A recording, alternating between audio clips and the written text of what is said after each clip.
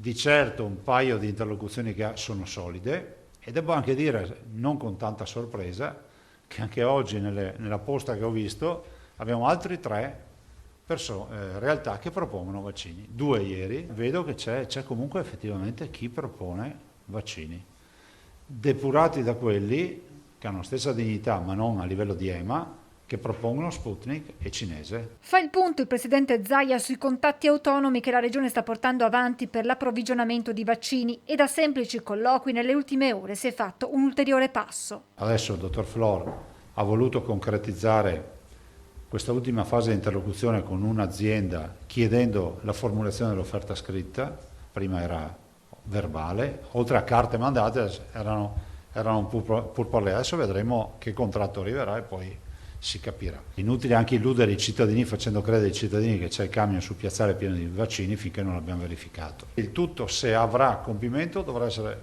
fatto nell'ossessivo rispetto delle procedure, delle norme e della legalità. Non solo il Veneto, anche l'Emilia Romagna con il presidente Bonaccini si è detto pronto ad agire in autonomia. E se mai si concretizzasse,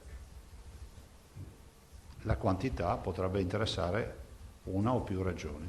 Se si concretizzasse, le quantità prevederebbero più realtà, perché la quantità minima non è irrilevante. Zaia spiega come in poco tempo lo scenario sul fronte vaccini sia mutato. Adesso c'è questo nuovo scenario che non conoscevamo, che sembra ci sia sul mercato una quota in mano a intermediari, che saranno quelli che forniscono in giro per il mondo, che so, le farmacie. Il governatore poi si toglie qualche sassolino dalla scarpa rispondendo a chi ha parlato di una fuga in avanti della regione per i vaccini. Siamo senza vaccini, te lo dico in Veneto così e lo capiscono tutti. Siamo senza vaccini. Abbiamo le persone, i cittadini veneti disperati, quelli che vogliono vaccinarsi, che ci telefonano perché vogliono essere vaccinati. Questa è la situazione. E c'è qualcuno che dice che è una fuga in avanti. Guarda, io non ho parole.